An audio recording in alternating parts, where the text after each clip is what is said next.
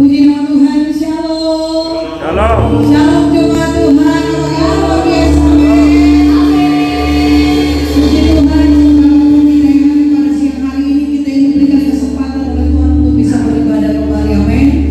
Anugerah Tuhan besar bagi setiap kita sehingga kita bisa ditemukan kembali di tempat ini. Kita akan beribadah bersama pada hari ini. Saya undang kita semua untuk bangkit berdiri, kasih senyum dulu yang terbaik buat kiri dan kanan, muka dan belakang. Selamat datang.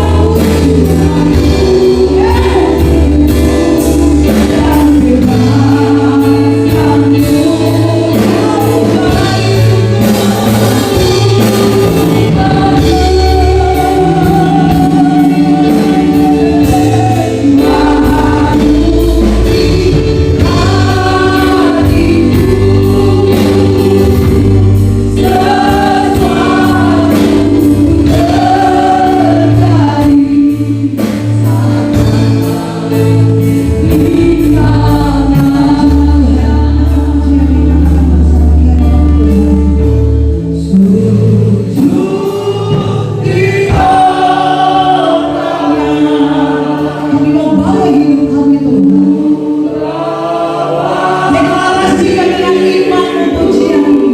Engkau mau persembahkan tubuh jiwa roh bagi Tuhan. Engkau beri anugerah yang akan melepaskan, menyembuhkan,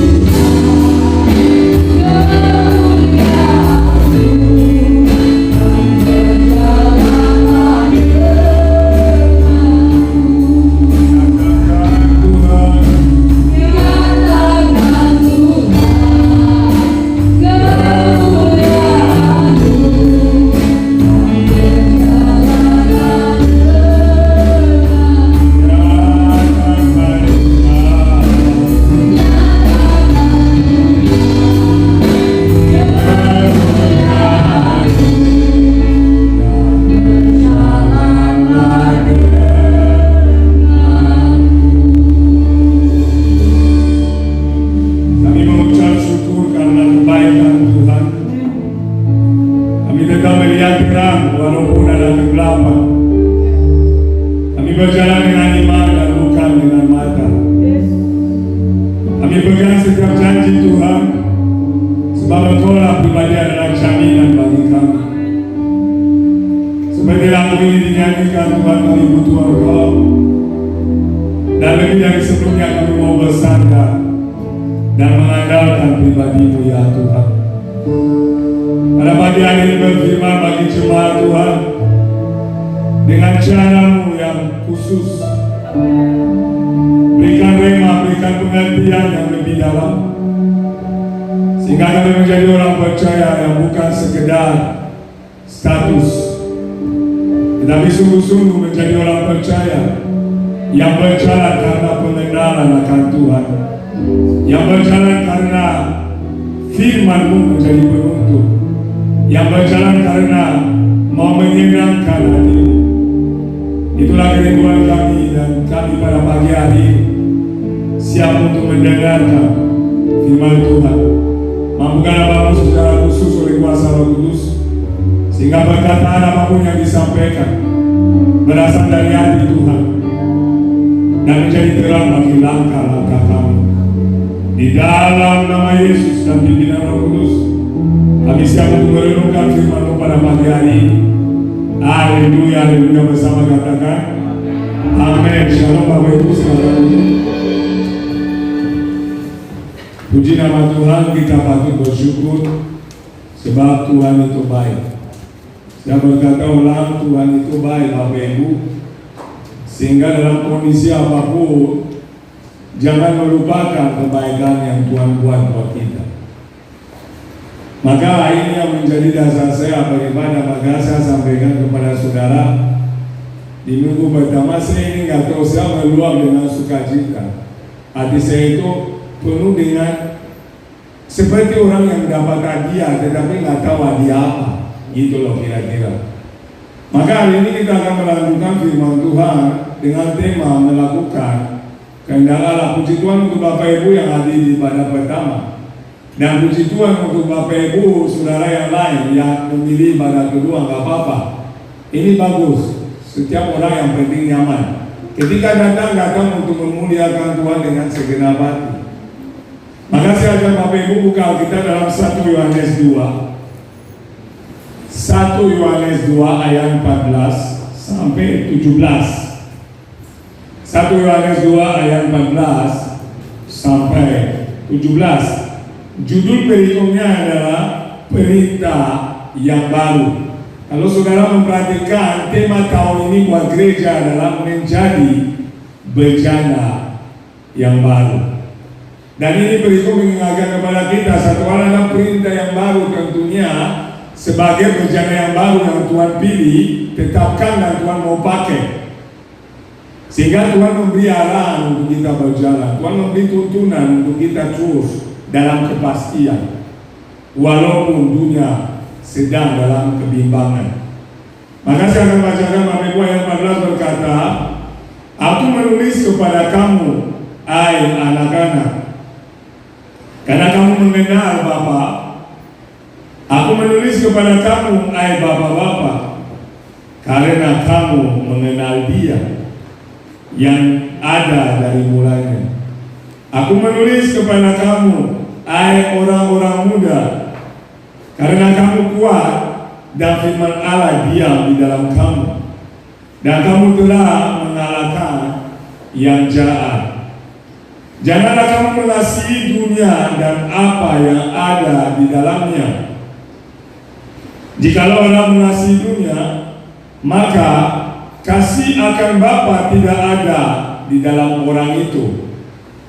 Sebab semua yang ada di dalam dunia, yaitu keinginan daging dan keinginan mata serta keangkuhan hidup, bukanlah berasal dari Bapa, melainkan dari dunia. Dan dunia ini sedang lenyap dengan keinginannya, tetapi orang yang melakukan kehendak Allah tetap hidup untuk selama-lamanya. Amin. Bapak Ibu, kebetulan hari ini saya sedang berduka dari kemarin. Saya punya keponakan langsung anak kakak saya meninggal. Dan ada kesedihan yang besar yang saya alami dari kemarin, sehingga Tuhan membuat saya merenungkan tentang kehidupan kita sebagai orang percaya. Jadi ketika menyatakan melakukan kehendak Allah, saya meyakini kita semua tahu tentang apa yang Tuhan kehendaki. Kenapa dari kecil kita dibina dalam keluarga kekristenan mungkin? Mungkin kita belajar tentang firman, kita mendengar banyak khotbah. Tetapi Bapak Ibu, saya mau mengatakan bahwa mengetahui tentang kehendak Allah itu sangat baik, karena itu adalah pintu awal untuk dapat melakukan kehendak Allah. Tetapi kalau Bapak Ibu dan saya mengetahui kehendak Allah namun tidak melakukannya, kita sudah melihat di minggu pertama bahwa Bapak Ibu hati-hati, Tuhan bisa menyatakan tidak mengenal saudara. Oleh karena itu hari ini saya melihat satu hal yang penting, kenapa Bapak Ibu harus melakukan kehendak Allah hari-hari ini dengan sepenuh hati, dengan segenap hati, dengan segenap jiwa dan kekuatan. Yang pertama adalah karena Bapak Ibu sudah mengenal Tuhan. Kalau benar-benar sudah mengenal, saya ulangi, bukan mengaku mengenal Tuhan, tetapi sungguh-sungguh mengenal Dia. Ini penting, karena kalau Bapak Ibu tidak mengenal Tuhan, sulit melakukan apa yang Dia kehendaki. Bahkan jangankan melakukan, mengetahui saja, saya meyakini itu susah. Maka tidak heran banyak orang datang kepada saya menanyakan, Tuhan mau apa buat saya, Pak Pendeta? Terutama tadi malam ada orang yang telepon saya saksi saya beberapa jam, ada 2-3 jam sama orang ini. Bingung tentang apa yang dia harus lakukan, apa yang Tuhan mau. Orang ini bukan orang yang sembarangan, bukan orang yang kekurangan, tetapi dia tidak tahu apa yang harus dibuat. Dia mau keluar negeri, dia punya duit. Dia mau beli mobil, dia punya uang. Dia mau punya apa aja, dia uangnya memampukan dia. Tetapi perhatikan baik-baik, dia tidak tahu apa yang harus dia lakukan hari-hari ini. Sehingga yang dia miliki pun tidak menjamin dia, sehingga dia berkata, apa yang Tuhan mau? Apa yang saya harus lakukan? Ini membuktikan apa? Tidak semua orang masuk gereja, tidak semua orang itu melayani, tidak semua orang yang khotbah yang tahu kehendak Allah. Tidak semua. Sudah tidak tahu bagaimana kita melakukan atau sudah melakukan, tetapi bisa salah melakukan karena apa? Satu faktor. Bapak, Ibu, dan saya tidak mengenal Allah dengan benar. Maka coba kita lihat ayat 14, kalau manusia jangka. Ayat 14 kita akan lihat bersama. Aku menulis kepada kamu. Ada tulisan itu bicara catatan. Maka Alkitab yang kita renungkan jangan anggap itu enteng. Alkitab yang kita pelajari adalah sumber kehidupan. Maka dia memulai, aku menulis kepada kamu, anak-anak. Kenapa? Dia adalah Bapa rohani. Karena kamu mengenal Bapa B besar. Dia akan bilang kamu mungkin mengenal Bapa. Dia akan bilang kamu akan mengenal Bapa. Dia berkata kamu mengenal Bapa. Dalam bahasa asli, kamu sudah mengenal Bapa itu. Maka pengenalan itu adalah sangat penting. Dan Yohanes mengingatkan kepada jemaat Tuhan bahwa ingat baik-baik statusmu itu siapa. Kamu ini adalah orang percaya. Seperti lagu tadi yang sudah ditebus, orang yang sudah diberi yang terbaik oleh Allah. Oleh karena itu jangan pernah sekali-sekali lupa identitas, lupa diri. Harus tahu diri. Maka dia sebut anak-anak kamu mengenal Bapa. Dia melanjutkan karena kamu mengenal, aku menulis kepada kamu, Bapa-Bapa. Jadi dia orang yang lebih dewasa. Karena kamu mengenal Dia. Ada kata mengenal yang terus akan muncul. Yang ada dari mulainya, aku menulis kepada kamu, orang-orang muda. Jadi semua golongan termasuk. Firman itu bukan hanya untuk orang tua. Firman itu untuk siapapun, termasuk anak kecil, maka ada sekolah minggu. Kenapa firman itu penting? Untuk memelihara hidup setiap orang. Maka dia melanjutkan, orang-orang muda, karena kamu kuat dan firman Allah diam di dalam kamu, dan kamu telah mengalahkan yang jahat. Pertanyaannya, kapan saudara mengalahkan yang jahat? Yang pertama ketika saudara mengenal Allah. Yang kedua ketika saudara firman Allah tinggal di dalam saudara. Ini siaran mula. Kalau tidak ada dua hal ini, saudara tidak bisa kalahkan dunia. Saudara akan dihancurkan oleh dunia ini. Saudara akan ditipu oleh dunia ini. Saudara akan dipelihara oleh dunia ini. Tetapi dunia ini membawa kepada apa? Kebinasaan. Dunia ini membawa kepada jalan yang gelap. Tetapi firman adalah terang bagi langkah-langkah orang yang mengikutinya. Maka hari ini Bapak Ibu aku melakukan kehendak Allah karena dasar pertama, Bapak Ibu mengenal siapa bapaknya saudara. Bapak Ibu mencontohi Bapa surgawi. Bapak Ibu meneladani Kristus. Maka saudara disebut orang Kristen. Maka di KTP Bapak Ibu ada nama Kristen di sana. Bukan sekedar tulisan, itu menunjukkan identitas. Itu menunjukkan apa yang saudara pegang. Ini bukan sembarangan ditulis. Artinya apa? Saudara punya ciri khas. Namun ciri khas ini bukan sekedar teori. Ciri khas ini harus menjadi sesuatu gaya yang merasuki hidup saudara, sehingga kehidupan saudara seturut dengan status itu. Jadi percuma menjadi orang Kristen, percuma khotbah, percuma nasihati orang lain, percuma tahu banyak.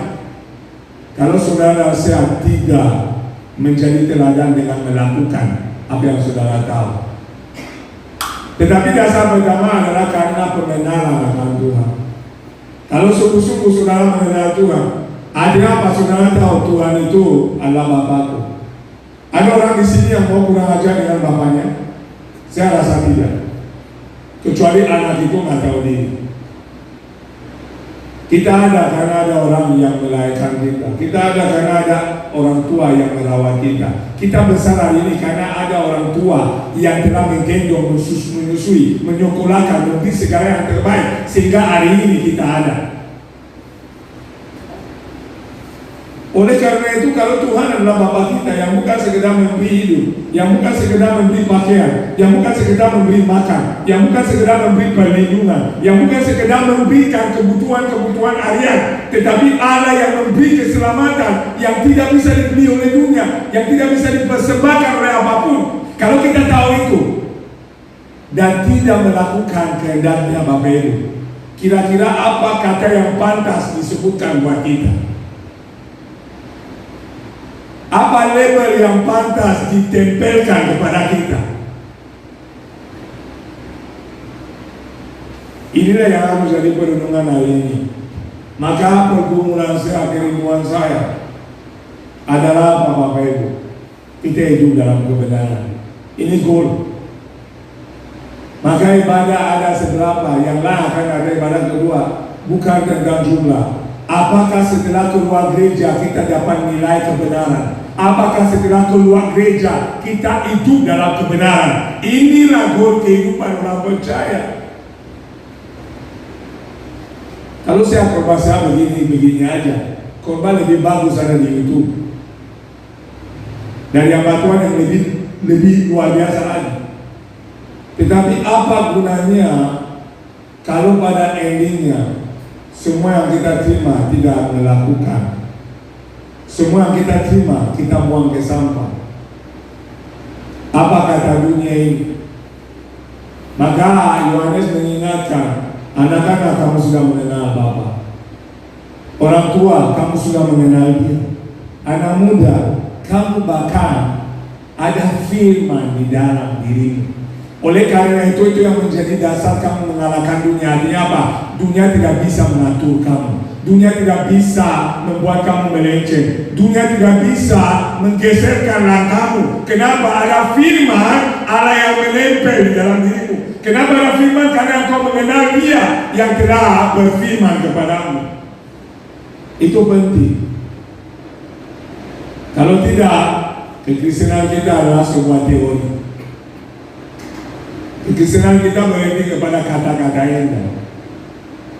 Yesus bilang Dia datang melakukan kehendak Bapa di sorga. Dia rela mati, Dia rela disalibkan padahal Dia tidak berdosa. Kenapa Bapak mau begitu? Buat kita yang penting apa yang kita mau. Karena Bapak adalah sampingan dulu. Yang penting gua disenangkan. Yang penting saya dipuaskan. Yang penting saya ini berbahagia. Berbahagia semacam apa? Maka kemarin saya bilang kepada yang tadi saya cerita yang ngomongi saya, aku cuma mau bahagia. Saya minum kopi kenangan aja bahagia, saya bilang. Mau beli kopi kenangan, kamu bisa beli itu 1 ton. Bagi juga di Jakarta orang semua akan minum. Tetapi kebahagiaan terdapat dalam pengenalan akan Allah, bukan dalam harta, bukan dalam jabatan, bukan dalam hal-hal yang lain. Kenapa saya tuh menerus khotbah tentang baca firman, tentang berdoa, tentang puji-pujian? Kenapa Tuhan mau begitu? Misi-misi gereja apa? Itu juga yang Tuhan mau. Bukan asal keren-kerenan ambil di YouTube atau cari orang bikin misi-misi kita ikut, bukan. Ini arti Tuhan yang diungkapkan, dan arti inilah yang kita mau wujudkan. Supaya apa? Tuhan disenangkan. Sekarang pertanyaan, apakah kita sudah mengenal Allah? Kalau menurut Yohanes ya. Tetapi pengenalan harus dibuktikan. Pengenalan akan dibuktikan dengan yang namanya ketaatan. Dan ketaatan itu yang adalah melakukan kehendak Bapa. Jadi hari ini apa yang kita pilih lakukan? Mau hidup santai boleh, mau sungguh-sungguh ikut Tuhan silakan, mau juga tinggalkan Tuhan, itu juga pilihan. Namun buat kita, saya mengajak untuk sedikit merenung kebaikan Tuhan. Keponakan saya yang saya ceritakan di Bapak Ibu, saya kenapa sedih sekali. Pas kecil itu, dia itu adalah paduan suara terbaik. Dia itu suka al-rohani luar biasa. Yang namanya orang itu punya lomba-lomba nyanyi, dia pasti itu dia menang. Dalam kerohanian luar biasa di masa kecil kami. Tetapi Bapak Ibu, saya mendengar dia meninggal kemarin, saya dihubungi. Karena berulang kali saya coba memanggil anak ini kembali di jalan Tuhan. Karena kehidupan, karena kebutuhan, karena pilihan hidup, keponakan ini pilih hidup yang salah. Dia dari dukun ke dukun. Dia mau anak ke dukun. Dia dapat anak itu meninggal lagi. Dia mau kecantikan, dia ke dukun supaya laki-laki tertarik. Saya berulang kali mengingatkan, stop. Dia sempat dapat uang banyak. Kenapa? Dia dapat satu laki-laki yang adalah tangan kanan dari pemain tim nasional Kamerun. Semua dia punya mobil pribadi. Dia beli mobil buat mamanya. Saya tetap mengingatkan mereka, saya berhenti. Ini berulang kali. Inilah kesedihan saya. Kenapa? Saya berulang kali sampai terakhir saya tidak dijawab lagi pesan. Jadi saya kirim dia berulang kali pesan, bahkan ulang tahun saya tidak dijawab. Saya bilang selama ulang tahun tidak dijawab. Baru kemarin saya dengar berita meninggal. Sudah tahu dia meninggal karena apa? Dia alami itu stroke. 2 minggu tidak ada yang kabari kami. Yang datang pijit dia untuk sembuh dukung lagi. Dipijit-pijit terus, 2 hari kemudian kemarin itu drop. Meninggal aja saya tahunya dari tetangga. Dari tetangga yang bukan. Sudah tahu belum? Tahu apa? Si A ini meninggal. Kenapa? Diceritakan. Baru saya ke kakak saya. Ya, saya juga baru dapat informasi dan seterusnya. Bahkan di Israel yang masih melayani dia adalah dukun. Ini yang saya cerita ke Bapak Ibu, kenapa kesedihan yang besar. membuat saya melihat bahwa awalnya bagus. Awalnya ini rajin gereja. Kalau kita ini bandel-bandel di gereja, memang dia ini fokus sekali anak ini. Umuran dengan saya, dia lebih tua 1 tahun dari saya. Jadi itu masa kecil kita bareng itu.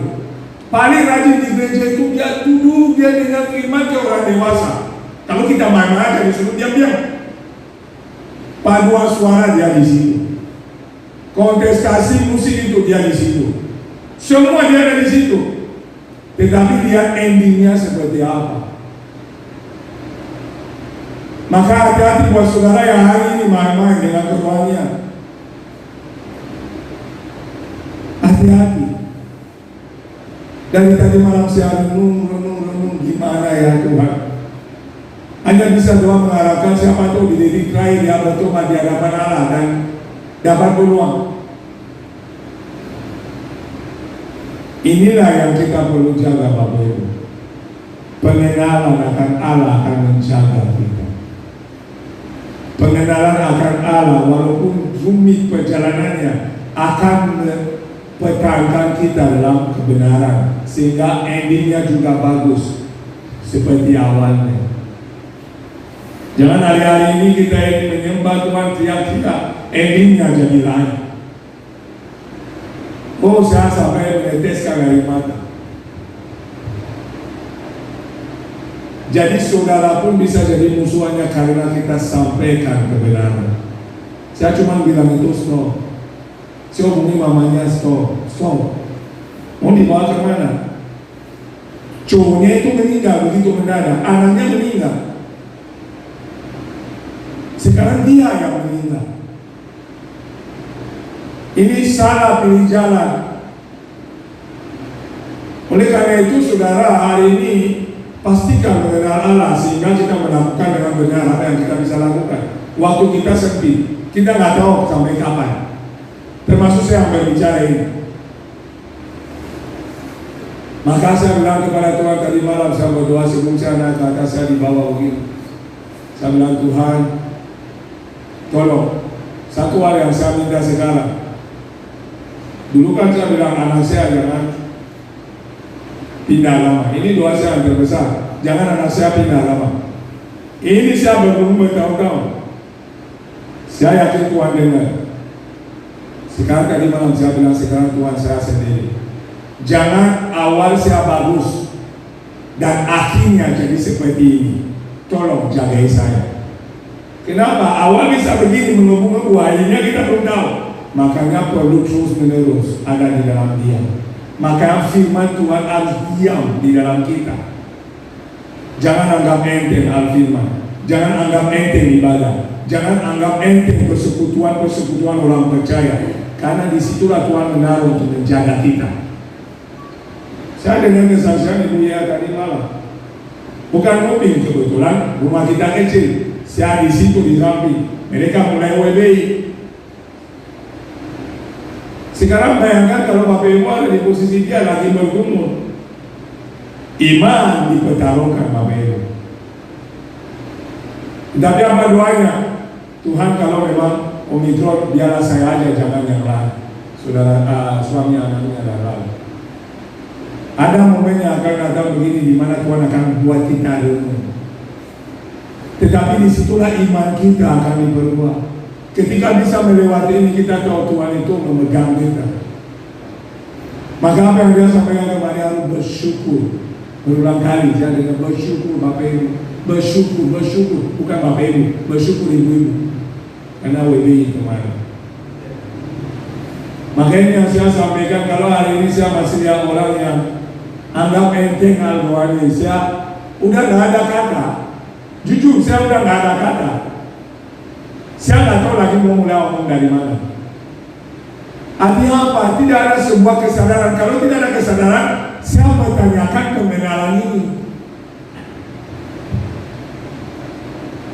Ini yang saya gumulkan.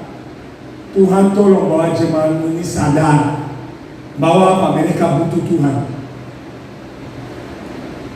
Saudara, saya butuh liburan. Saya nggak ada liburan. Tapi karena tuntutan di bulan saya aku bikin kenangan memang. Tetapi terus terang momen itu capek, saya capek. Maksud saya kemarin kuliah ini ngajar dan lain, ada momen itu lelah muncul. Maka karena itu saya rasa orang lain, saya dibawa itu. Saya mulai berdoa, Tuhan kuatkan kembali, kuatkan saya. Kenapa ada momen ini? Kadang saya bilang ke Tuhan, apa lagi yang saya harus omong? Yang menyadarkan orang kan roh Tuhan, bukan saya. Tetapi Tuhan taruh di Aisyah Nikolas, lakukan aja bagianmu. Sekarang ibadah mulai 2 kali, capek nggak? Capek. Habis ibadah yang pulang, habis itu kita pergi sana standby. Pulangnya malam. Saya bilang Tuhan terima kasih, saya mau bayar harga yang bisa saya bayar. Selagi Tuhan izinkan, saya mau mempersembahkan hidup. Ini jadi saya sebelum wisuda. Tuhan kalau sudah selesai kuliah, saya akan beri waktu, tenaga, pikiran apapun itu untuk beranak. Lebih lagi. Dan saya mau tetap di komitmen itu. Bahkan Jumat itu ada listrik yang ganggu itu. Harus ganti itu apa itu? Meterannya. Tukangnya mau datang pagi, kita mau nggak mau pagi sudah di gereja, nggak mungkin datang pagi pulang lagi. Kita dari pagi pulang malam setelah 2 malam ada di gereja Jumat. Ini harga yang harus dibayar. Tetapi dari mana harga itu dibayar? Karena pengenalan itu, kesadaran yang saya sedang buat itu nggak tunggu upah dari siapapun.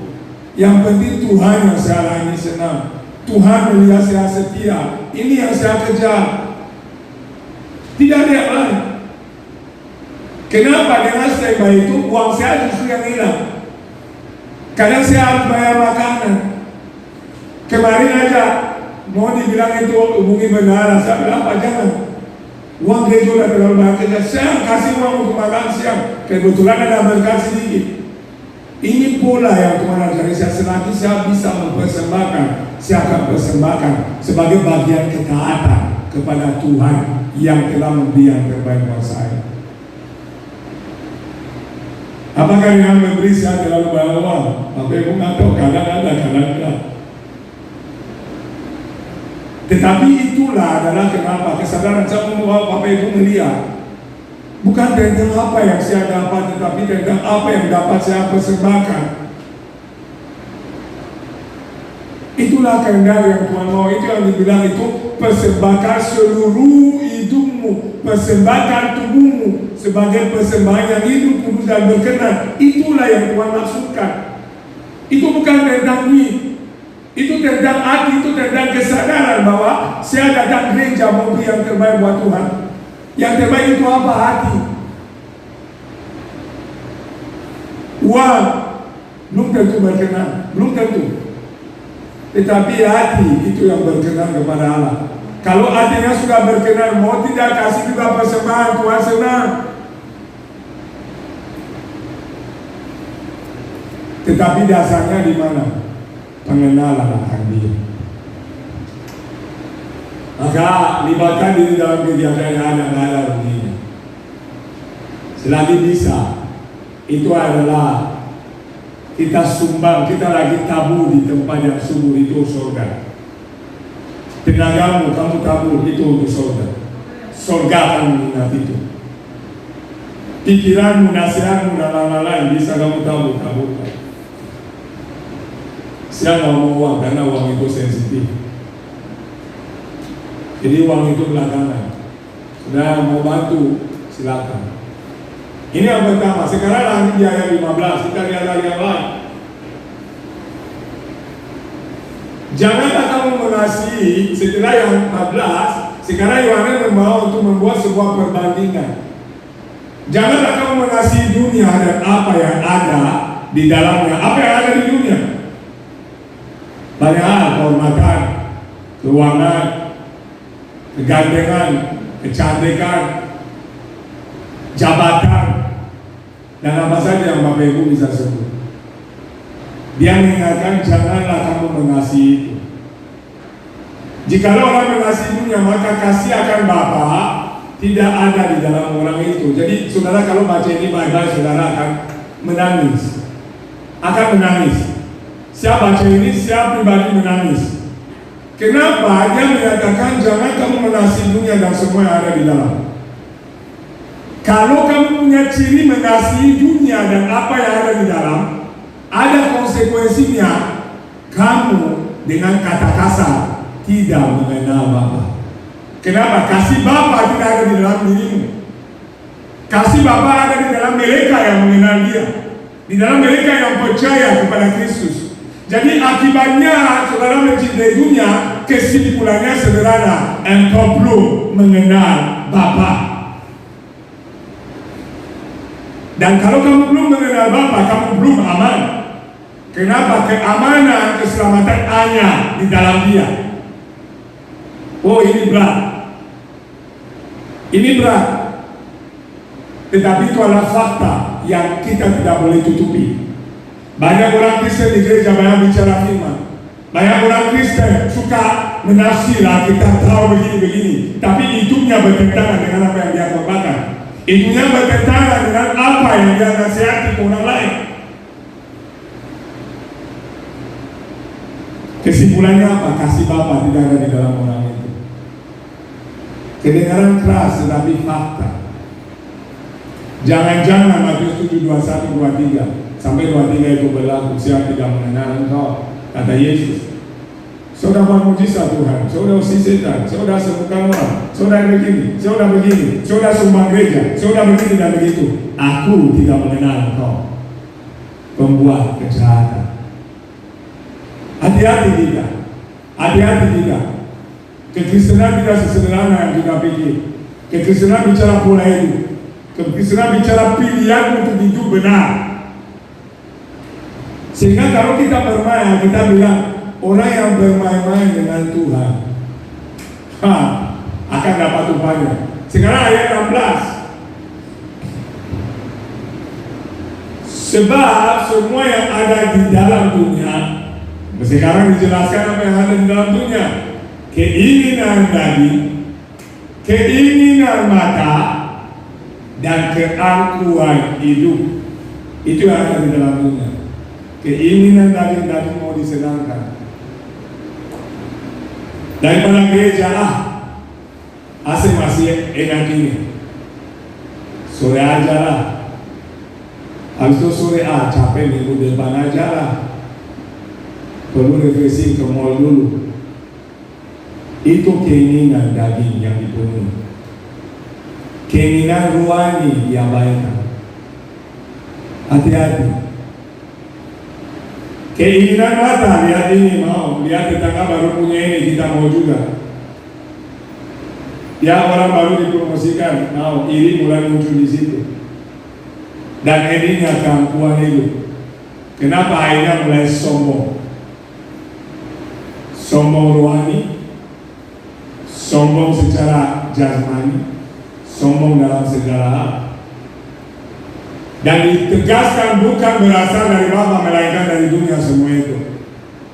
Jadi sekarang kita mengukur apa yang kita miliki dalam pembendaraan kita. Lebih banyak duniawi atau rohani? Kalau lebih banyak duniawi, yang mulai koreksi kikis. Minta Tuhan menolong. Yang bagus yang rohani mulai ditingkatkan. Kenapa yang rohani ini akan bernilai di sana? Yang jasmani ini, duniawi itu akan tetap di dunia. Sekarang yang kedua, ayat terakhir 17. Kenapa kita harus melakukan kehendak Allah? Yang pertama tadi karena kita mengenal Bapa itu. Yang kedua sekarang sudah akan melihat satu poin yang penting. Di sini dikatakan, dan dunia ini sedang lenyap dengan keinginannya, tetapi orang yang melakukan kehendak Allah akan apa? Tetap hidup selama-lamanya. Artinya apa? Di dalam melakukan kehendak Allah, jaminan kehidupan kekal terdapat di sana. Kenapa Tuhan menetapkan aturan untuk apa? Saudara bisa melangkah sampai tujuan. Maka dikatakan dan dunia ini sedang lenyap. Jadi Alkitab mengingatkan, Yohanes sedang mengingatkan, apa yang kamu kejar, apa yang kamu cari, itu sedang lenyap, itu tidak bertahan, itu sementara, ini tidak bisa bayar tolong. tetapi ada satu upah yang tidak bisa dibeli. Upah itu adalah apa? Kamu akan hidup selama-lamanya bersama Dia yang kamu pegang. Inilah yang kita lupakan. Kita fokus di atas itu, kita lupakan yang terakhir. Ingat baik-baik, apapun yang kita dapat di dunia ini terbatas. Terbatas manfaatnya, terbatas waktunya, terbatas segala sesuatu.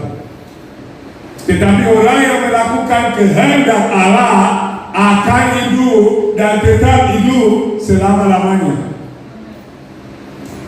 Kenapa? Itu membuktikan dia adalah orang yang beriman. Dan yang baik keselamatan hanya karena iman. Yakobus berkata, iman tanpa perbuatan adalah kekal mati. Jadi kalau orang berkata beriman tetapi tidak melakukan apa yang dia imani, sesungguhnya dia adalah orang duniawi. Kalau dia adalah seorang duniawi, dia tidak mengenal Bapa, dan kasih Bapa tidak ada di dalam dirinya. Oleh karena itu, ada kemungkinan orang itu tidak ada kehidupan yang kekal. Tetapi banyak pulas kan kita sudah percaya. Ya percaya, bagaimana? Iblis juga percaya kok. Sudah percaya apa? Yesus Tuhan. Kita mencatat setan percaya Yesus Tuhan. Jadi yang dipercaya apa? Tapi kita gereja, setan juga ada di gereja. Kalau nggak ada di gereja, orang nggak kesurupan itu di gereja. Jadi istimewa kita apa? Keistimewaan kita adalah ketika kita hidup dalam kebenaran, melakukan kehendak Allah. Ini yang tidak dilakukan oleh setan. Itu yang dilawan oleh iblis. Makanya iblis tidak mungkin ada tempat dalam kerajaan Allah. Jadi sesungguhnya perbedaan kita dengan yang lain, khususnya yang tidak mengenal Allah, adalah kesetiaan yang dibuktikan melalui ketaatan kita. Sederhana. Jadi kekristenan hanya satu kata, kesetiaan, ketaatan. Kalau ini belum ada dalam diri kita, berarti PR kita masih banyak, Bapak Ibu. Dan saya mengharapkan untuk jemaat di Paracletos, kesetiaan itu tetap menjadi ciri khas. Bapak Ibu, saya puji sudah setia dari jauh-jauh, bertahun-tahun setia, itu bagus. Tetapi dengan Bapak Ibu baru setia dalam keadilan dalam ibadah. Ada kesetiaan dalam hal yang lain. Kesetiaan dalam melayani, puji Tuhan, semuanya setia di sini. Dipertahankan yang bagus, yang kurang diperbaiki. Mumpung masih ada kesempatan, mumpung masih ada waktu. Puji Tuhan sampai hari ini. Saya kadang dulu gitu, sehat-sehat Tuhan beri. Padahal sehat di dunia terlalu sedikit. Terlalu sedikit sehat hidup. Tapi sampai hari ini Tuhan jaga. Apakah lebih jaga dari yang lain? Ini maka saya buka masker. Tapi aman-aman aja Tuhan jaga ini orang ini. Saya juga kadang bingung. Kemarin saya masuk itu, manusia saya bilang, ada itu AC yang gede di lantai itu, di samping saya. Saya masuk kami itu, saya pulang itu. Padahal besok mau, sudah harus ada hasil negatif. Kalau enggak, batal. Ada 4 teman kita yang nggak diwisuda karena cuma positif pas pemeriksaan. Saya pikir udah berjuang begini, dimintai data sakit lagi, pergi tes, jalan doa Tuhan. Negatif. Tuhan, puji Tuhan itu bersyukur. Kemarin saya pergi dengan orang di Jakarta, doain rumah baru. Kita duduk begini, sopinya di samping saya, bahkan salaman. Gimana Pak Nikolas? Udah lama nih, selamat tahun baru. Padahal ini orang dari iman lain. Kita ngobrol itu dalam lain. Buka masker lagi dia. Kita nggak enak juga ya, udah bukalah masker. Covid dia. Tapi Tuhan itu baik. Bosnya tidak Covid, saya tes tidak Covid, seluruh keluarganya tidak COVID, pembantu tidak COVID, cuma dia satu-satunya COVID. Hebat itu Tuhan. Saya bilang ini Tuhan itu baik sama saya. Tapi nanti saya nggak buka lagi masker. Gitu. Ada apa saya cerita buat Bapak Ibu untuk lihat, bukan lebih baik dari Buya, bukan. Bukan lebih baik dari Andi dan Fani yang kena, bukan. Cuma saya bersyukur kenapa? Seharusnya kemungkinan saya ini mungkin udah positif. Tapi nggak tahu cara itu Tuhan dia baik sama saya. Aman-aman aja. Maka saya bersyukur Tuhan, terima kasih. Maka selagi dia izinkan saya layani dengan setia. Disuruh kanan, kiri. Yang penting selesai saya pulang ke rumah, habis ibadah, kedua itu pulang dulu. Nggak jadi kopi kenangan hari ini. Sudah ketagihan. Baru saya tunggu besoknya, Nel. Yuk. Sampai 3 pergi kan. Dia memposkan, dia suka video, saya kan baru dia belakangnya. Sederhana tapi enjoy kehidupan, nikmati kehidupan saudara. Itu adalah bagian ucapan syukur. Jalani, yang penting tidak langgar firman. Tidak ada larangan, nggak boleh minum kopi kenangan. Nggak ada di Alkitab. Yang larangan itu jangan pergi narkoba. Kemarin saya dites narkoba negatif. Saya dites kesehatan baru kemarin. Sepenuhnya karena ada syarat-syarat yang harus dipenuhi. Negatif semua, bye-bye. Saya pulang itu gimana? Saya tanya ke dia, hamba Tuhan, kamu pikir Tuhan mengizinkan itu sakit? Sempurna kesehatan saya ternyata kamu gini, tapi masih sehat juga. Maka saya kira itu mau olahraga mulai sering lagi. Tapi sehat saya, puji Tuhan baru kemarin 2 hari lalu sehat walafiat. Full sehat itu, sampai narkoba aja sehat Pak, tubuh sehat, apa itu bagus, kata dokter. 3 dokter saya tes, psikotes apalah dibikin 385 pertanyaan lah, ini dibuat beginilah. Sampai dokter panggil saya itu untuk emosional, Bapak itu ada yang saya perlu cek, semuanya bagus-bagus, perlu saya tanya langsung. Ditanyain lagi, Bapak kadang meledak. Iya, saya meledak. Terus kenapa? Apa yang bisa buat Bapak meledak? Ya, kalau sesuatu nggak sesuai itu saya nggak terima. Pernah meledak sama isi? Oh, udah sering. Saya bilang, kenapa? Dia pernah ambil keputusan tanpa konsultasi ke saya, dan itu mengakibatkan konflik. Saya paling nggak mau malu. Oh, berarti Bapak ini nggak suka ketidakadilan. Paling nggak suka ketidakadilan. Bagus Pak, sekarang parah. Bagus. Apa itu apa? Pendeta. Oh, pantas. Bapak sehat. Selamat mengalami pada ini orang yang bukan Kristen. Ini semua yang membuat saya bersyukur Tuhan. Terima kasih. Ada apa? Pemeliharaan Tuhan sempurna.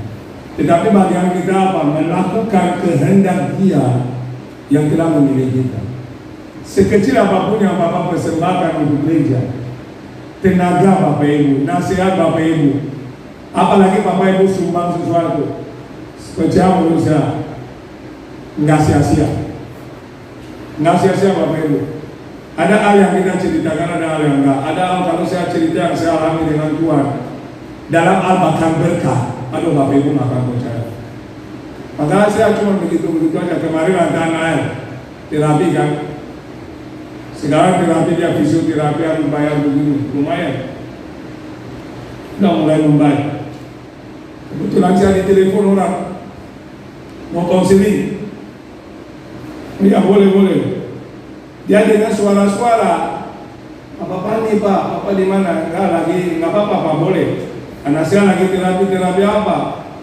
Kakinya kenapa? Ya dia main bola begini. Saya aja nggak tahu isi saya yang bukan. Tiba-tiba dia kirim 3 juta untuk terapi kaki Papa punya anak. Saya tahunya bahkan dari kopi yang kirim saya. Ini ada berkali. Ditulis itu untuk pemulihan tanah air. Bayangkan, urus kaki anak saya aja Tuhan bisa bikin orang pikir. Ini yang saya bilang ketika setia, sudah nggak tahu di mana berkah dana. Tapi Tuhan akan memelihara saudara. Tetapi kalau saudara fokus cari berkat, kejar duniawi, saudara kehilangan yang terbaik. Yang terbaik itu adalah pribadi Allah. Ini yang bisa saya share pada pagi hari ini. Jadi yang pertama, saudara melakukan kehendak Allah karena saudara mengenal Dia. Saudara adalah anaknya. Saudara tahu siapa Dia. Saudara mengenalkan Dia. Yang kedua, karena saudara tahu dengan kesetiaan, dengan ketaatan, dengan melakukan karena Allah, ada jaminan kekekalan di situ. Sekarang pilih yang mana? Mau ambil yang sementara, yang ece-ece, atau pilih yang sudah pasti?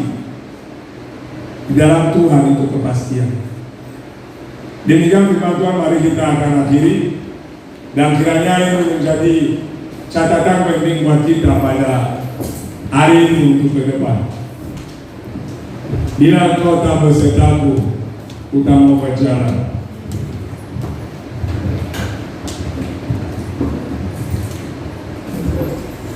Siapa bongkar rahasia? Tadi saya nggak tahu itu. Sekarang dia tahu, nanti dia tuntut lagi itu.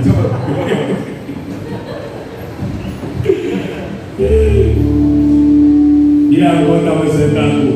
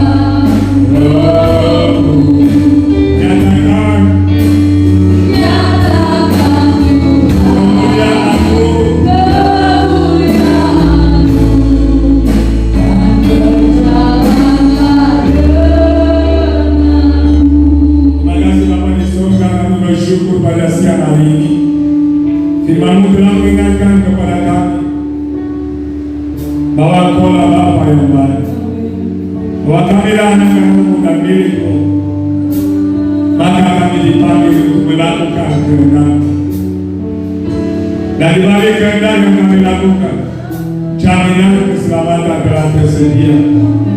Inilah ucapan syukur kami sebagai gereja pada siang hari ini. Bapa, pelihara jemaatmu, berkatilah jemaatmu, tuntunlah langkah jemaatmu di tempat ini. Bukanlah hati mereka untuk mengenal Engkau lebih dalam. Tolong dalam kebutuhan ini. Dan bahwa setiap kami berjalan dalam pengalaman rohani dengan Tuhan, dan biar hidup kami menjadi surat terbuka bagi Kristus Yesus, Allah yang mulia. Apapun terbatas dalam menyampaikan isi hati Tuhan, mohon Roh Kudus terus berkarya di tengah kami, dan lengkapilah setiap jemaat-Mu agar dalam kemuliaan Allah kami tetap hidup dalam kebenaran sampai garis akhir. Berkati tempat ini, berkati pada kedua, dan buat gereja seturut dengan rencana Tuhan. Semua orang yang terbeban buat gereja, Tuhan memberkati mereka dalam hal apapun juga. Tuhan membalaskan berlipat kali ganda, sehingga Tuhan orang melihat betapa indah setianya Allah bagi orang-orang yang melakukan kehendak-Nya. Demikian firman-Mu hari ini, dengan penuh ucapan syukur kami sudah menerimanya dan berdoa. Haleluya, bersama katakan amin. Puji nama Tuhan. Terima kasih buat Bapak Gembala yang sudah menyampaikan kebenaran firman Tuhan. Saudara diberkati, amin. Damai lagi diberkati dengan kebenaran firman Tuhan. Haleluya, semoga kita diberkati. Dan tiba saat kita akan memberikan korban persembahan. Namun sebelumnya mari kita berdoa. Bapak, kami mengucap syukur Tuhan untuk kebenaran firman-Mu yang kembali mengingatkan kami, Bapak. Biarlah apa yang sudah disampaikan oleh hamba-Mu yang tertanam dalam hati kami, Allah untuk kemuliaan nama-Mu. Berkati hamba-Mu yang sudah menyampaikan kebenaran firman-Mu, pakai lebih lagi, urapi lebih lagi, tambah lebih lagi untuk hormat dan kemuliaan nama Tuhan. Tiba saat kami akan memberkati pekerjaan Tuhan di tempat ini, kami yang memberi, bahkan kami yang belum bisa memberi. Kami percaya Tuhan pasti memberkati setiap tangan-tangan yang menabur pekerjaan Tuhan. Kau balaskan berlipat kali ganda. Terima kasih Tuhan Yesus, kami siapkan hati kami untuk menabur di dalam nama Yesus. Haleluya. Amin.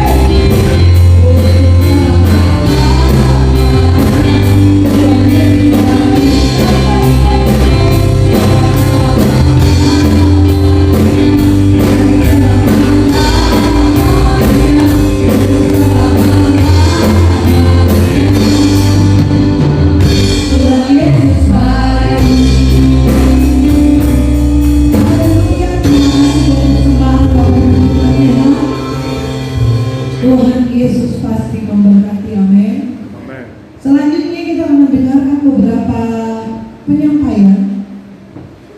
Yang pertama, selamat datang, selamat beribadah untuk kita semua yang berkesempatan hadir pada siang hari ini. Tuhan Yesus memberkati. Selanjutnya ada konsul online setiap hari Selasa jam 7 malam via Zoom. Jadi untuk konsul masih secara online. Ada pemuritan dan mentoring di waktu yang ditentukan oleh setiap mentor. Jadi Bapak Ibu yang belum memiliki mentor, silakan menghubungi Bapak Gembala supaya dimasukin ke dalam grup mentoring. Di sana kita sama-sama belajar tentang firman Tuhan. Jadi yang rindu bergabung boleh silakan menghubungi Bapak Gembala untuk mendapatkan grup. Doa malam secara online dan onsite di gedung yang baru jam 7 malam. Jadi via Zoom sama online. Yang rindu untuk hadir bersama doa malam secara onsite jam 7 malam di gedung yang baru dan via Zoom juga tetap dilakukan sama jam 7 malam ya. Jadi diharapkan ini bagi seluruh pengerja wajib mengikuti doa, tetapi dihimbau juga untuk seluruh jemaat biar aktif berdoa. Selanjutnya untuk ibadah hari Minggu di minggu yang ke-4 di bulan Februari jam 9:30 pagi di tempat ini di GBI Parakletos Gedung 1 dan nanti ibadah 2 di jam 2 di gedung yang baru ya. Jadi udah ada pilihan yang mau ibadah pagi atau ibadah siang. Bukan tentang jumlah, tapi tentang bagaimana kita bisa setia sampai akhirnya. Makanya ibadah itu sangat penting bagi kita semua. Amin. Tuhan Yesus memberkati. Ada tambahan Bapak Gembala? Tidak ada tambahan. Kita tutup ibadah kita pada siang hari ini. Saya undang kita semua untuk bangkit berdiri. Kita mengakhiri.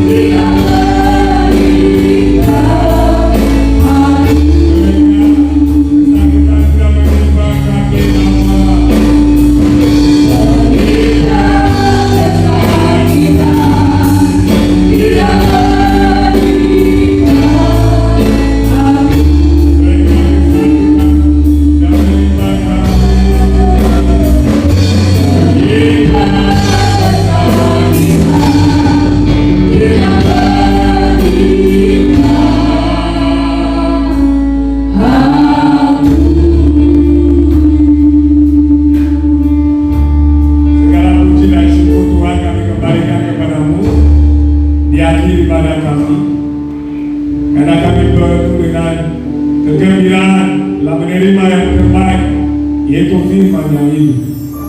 Maka kami berdoa buat saudara kami yang kurang sehat, dalam hal ini yang Tiffany, Tuhan memberkati memulihkan lebih Kristus, sehingga mereka segera bangkit dari sakit penyakit mereka.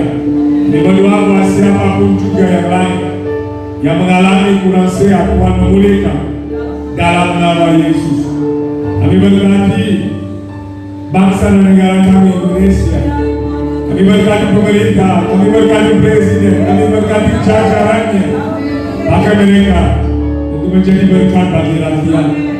Dari tengah COVID yang terus merajalela, kami berdoa ya Bapa yang baik, Engkau yang menjagai umatmu, Engkau yang menjagai rakyat, Engkau yang melindungi gereja-gereja, dan Engkau membuat gereja itu berkarya, bertumbuh dan menjadi terang di tengah bangsa di mana Tuhan memanggil kami. Kami juga berdoa buat ibadah kedua yang akan diadakan sebentar, Tuhan terus melancarkan, bahwa tambahkan jiwa-jiwa dan biarlah semua untuk hormat kemuliaan nama Tuhan. Dan sebentar kami akan akhiri ibadah kami. Kami rindu menerima berkat daripada Bapa Surgawi. Mana saudara arahkan hatimu dan pikiranmu kepada Tuhan, dan terimalah berkat daripada Dia yang mengasihi kita. Pulanglah dan bawalah segala berkat kasih karunia dari Allah Bapa di surga, cinta kasih daripada Yesus Kristus, Anaknya yang tunggal, dan persekutuan yang manis dengan Roh Kudus, yang menyertai saudara saya hari ini, besok, lusa, bahkan sampai selama-lamanya, sehingga saudara saya dimampukan melakukan kehendak Allah karena pengenalan akan Bapa, dan itu yang kekal yang disediakan bagi kita, umat yang dikasihi Tuhan. Di dalam nama Yesus Kristus, sudah diberkati Tuhan dengan iman bersama, katakan amin.